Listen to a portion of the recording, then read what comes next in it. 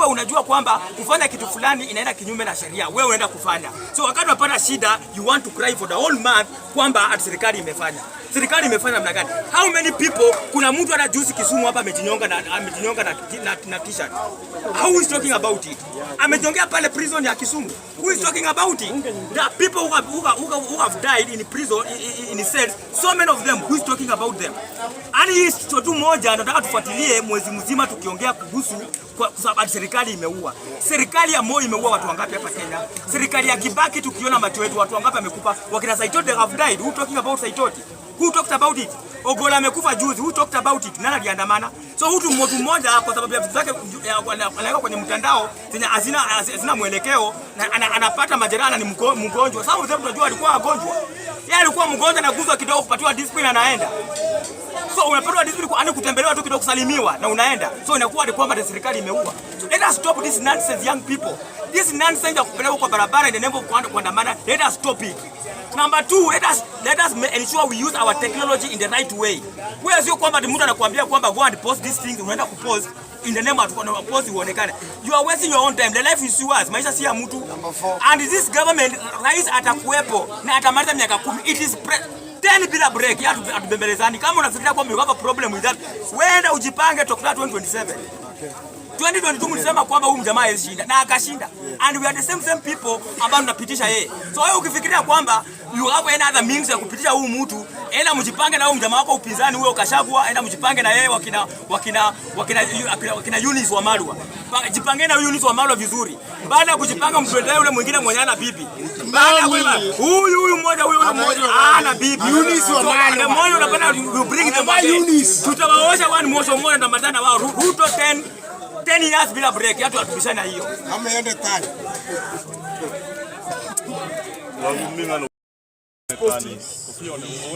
Wewe unakaa mwizi hapo hivi. Brother, unaniita mwizi, unaita kiongozi mwizi. Na wewe unanichagua unaniita mwizi. Nashangaa sana bwana mzae. Okay, tunaongea about hajakuita mwizi. Amesema hiyo kofia inafanya unakaa kama mwizi. Endelea. Hajakuita mwizi. Okay, tunaongea about maaskari wanaosumbua raia wetu. Kwa serikali yetu ya Kenya kuna askari wazuri, kuna askari wengine wanatusumbua sana. Mbona jeshi itusumbuangi? Jeshi hakuna siku tushaipatana na jeshi anapiga vijana wetu marisasi mtaani. Lakini askari constables hao kawaida hao wanatusumbua sana. Wanachukuliwanga tu kwa kijiji, miezi 6 ametoka kiganjo, hajajua sheria, akiletwa kwa raia anaumiza raia.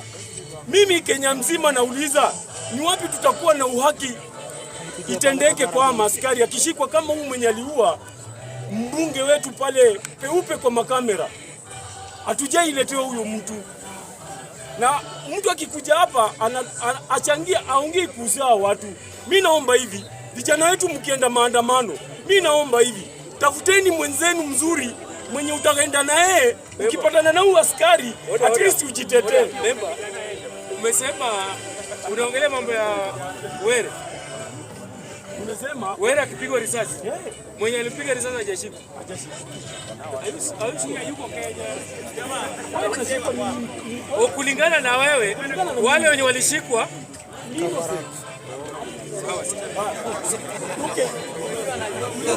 sawa endelea. Okay, sasa mimi naomba hivi, vijana mkienda maandamano, tafadhali tafuta mwenzenu mwenye utatoa at least huyu askari atoroke, ndio mdhibitishie wa Kenya kweli mko ready, mtangangana na huyu jamaa 2027.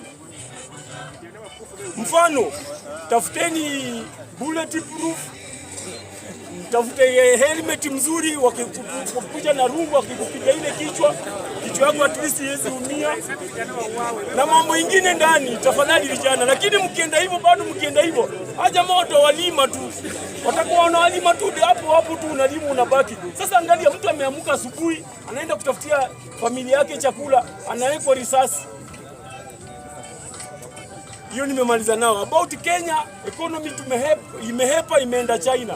Ya kwanza, my friends, hata kama wewe unauza sukuma pale, upate jirani yako pale naye anakuja kuuza hiyo sukuma kama hiyo yako na anauza sana, utasikia wivu. So Ruto kuchukua hii. Oda. Huyu ni mlio ya Bungoma, haizi pale. Oda.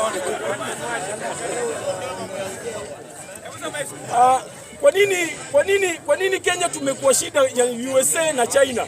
Okay, USA they are super powers here duniani, tunajua si ndio? Kuna kitu wanapatanga hapa Kenya, na vile China wamekuja, tunajua China wanaweza gundua watuelekeze, so wanasikia uchungu vile Ruto alifanya kupeleka huko. Kuna raw material USA wanakuja wanabeba wanapeleka kule kutengeneza vitu tofauti, so hiyo ni wivu wanasikia China washachukua. So mimi kama ningekuwa the president of this Republic of Kenya, singeenda China, ningebaki tu USA na biashara iendelee. Usikuwe na kila mara movement kama hii yenye inaendelea. Kibaki alifanya hivyo kidogo, lakini Kibaki alikuwa mjanja. Wakati alipata pesa, hakuleta corruption. Yeye alipewa pesa na akafanya kazi. Ni hayo tu, ni asanteni.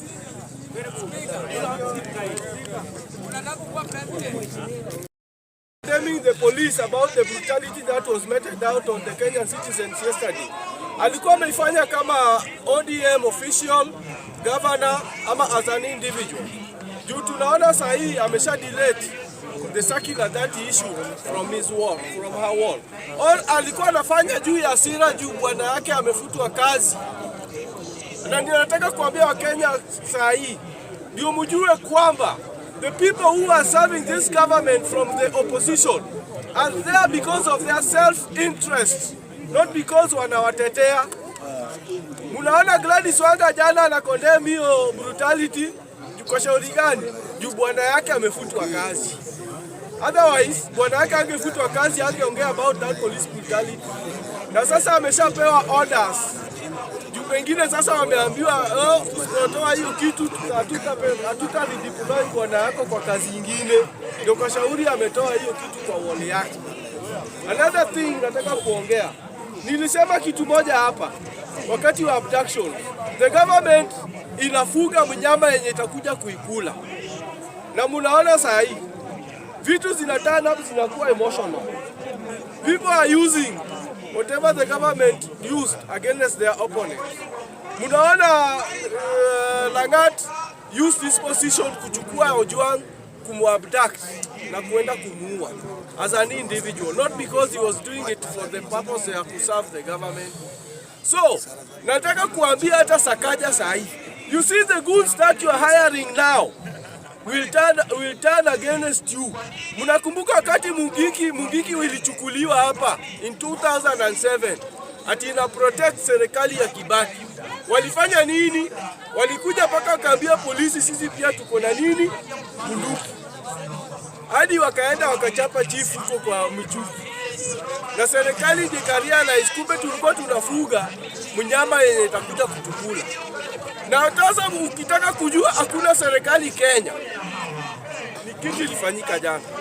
How as a country can we allow bulls wanachukuliwa wanatembea in town wanavunja maduka na polisi wamesimama tena wanawapea escort? As a country, where are we heading? I told you something, His Excellency President Ruto. You have lost your crown. The only thing you are remaining with is the seat that you are sitting as the president. You lost your crown as the king or the president of the Republic of Kenya. Chenye umebaki nayo ni hiyo kiti tu, na hiyo kiti itatoka 2027. Whatever you do, I want to promise you, it is going to happen. Hata ununue polisi, hata uweke majeshi. I'm telling you, whatever is going to happen in this country in 2027, you are going to leave that seat. There will be the uprising in all of East Africa. Na ninataka kusema kitu moja. Hakuna ati mtu mtakuja kusema hapa ati the people who are demonstrating are being sponsored by mtu fulani. No. The people are tired. Vijana wana kazi, vijana wana kitu ya kufanya, wanaumia. That's why wanaenda kudemonstrate. Si ati wanalipwa, hakuna mtu analipwa kwenda kwa street. Wenye wanalipwa ni wale wa kuenda kudisrupt na kuumiza wengine. Hiyo ndio chenye mimi najua. Leo na tunaongea kama nyesha. So nitakata hapo ya mvua. Wewe.